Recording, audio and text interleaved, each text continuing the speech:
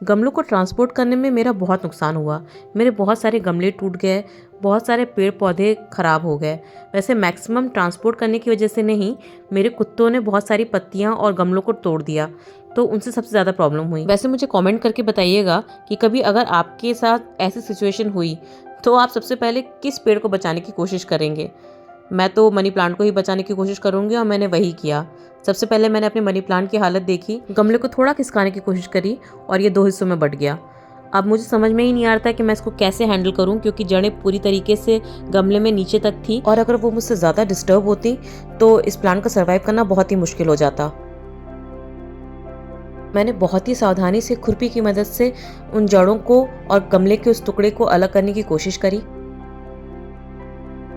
मैंने मॉस्टिक से भी प्लांट को अलग करने की कोशिश करी, लेकिन वो बहुत बुरी तरीके से टैंगल्ड थे। उसके बाद मुझे एक गमला अरेंज करना था, जिसके लिए मैंने अपना मधुकामनी का पेड़ देखा, जिसको भी मेरे कुत्तों ने पूरी तरीके से ख़राब कर दिया था। अब इसको मैं डायरेक्ट ज़मीन में लगाने जा रही हूँ, जहाँ मैंने एलोवेरा की पत्ती भी डाल दी, सो दैट कि इसके रूट्स को थोड़ा सा सपोर्ट मिल सके और ये पेड़ को सर्वाइव करने में हेल्प हो। बस इसमें पानी डाला और अब बस प्रे कर रही हूँ कि ये पेड़ भी मेरा चल जाए। मधुकामनी को यहाँ पे ट्रांसप्लांट करने के बाद मेरे पास गमला इसका खाली हो गया। फिर मैंने उसकी मिट्टी निकाली और मिट्टी निकालने के बाद उसमें मनी प्लांट को किसी तरीके से लगा दिया। काफ़ी खुदाई करनी पड़ी मुझे, क्योंकि मनी प्लांट्स की रूट को मैं बहुत डिस्टर्ब नहीं कर सकती थी। अब ये जो मुझे करना पड़ रहा है, इसे ही कहते हैं अर्जेंट रिपोर्टिंग। और अर्जेंट रिपोर्टिंग के ऊपर मेरा एक पूरा वीडियो है, आप उसे देखेंगे तो कभी भी ऐसी सिचुएशन आती है जहां आपको अर्जेंटली रिपोर्ट करने की ज़रूरत पड़ जाती है, जो कि बिन मौसम पे करना पड़ता है, तो आप उस वीडियो को देखेंगे तो आपको एक एक जानकारी मिल जाएगी कि आपको इस तरह की अर्जेंट रिपोर्टिंग करते समय किन किन सावधानियों को रखने की ज़रूरत है। मैं उस वीडियो को लिंक कर दूँगी और आपको डिस्क्रिप्शन बॉक्स में भी वो वीडियो मिल जाएगी। अब आगे मुझे ये सोचना था कि मनी प्लांट को किस दिशा में रखना है। मनी प्लांट अपनी खूबसूरती और इजी मेंटेनेंस के लिए ही नहीं, बल्कि वास्तुशास्त्र और फेंगशुई में भी बहुत इंपॉर्टेंस रखता है।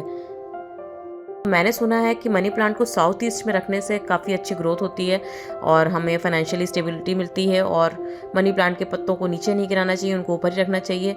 तो मैं इन सारी बातों को ध्यान में रखते हुए मनी प्लांट को वैसे ही रखने की कोशिश करूंगी।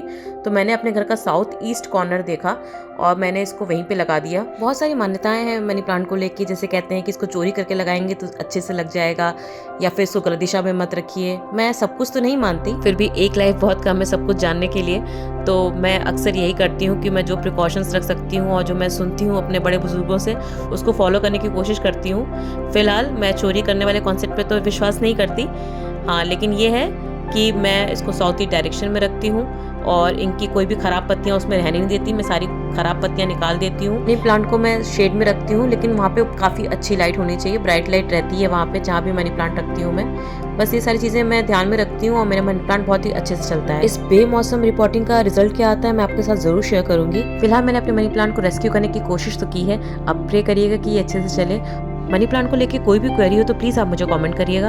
And thank you so much for watching. Happy gardening.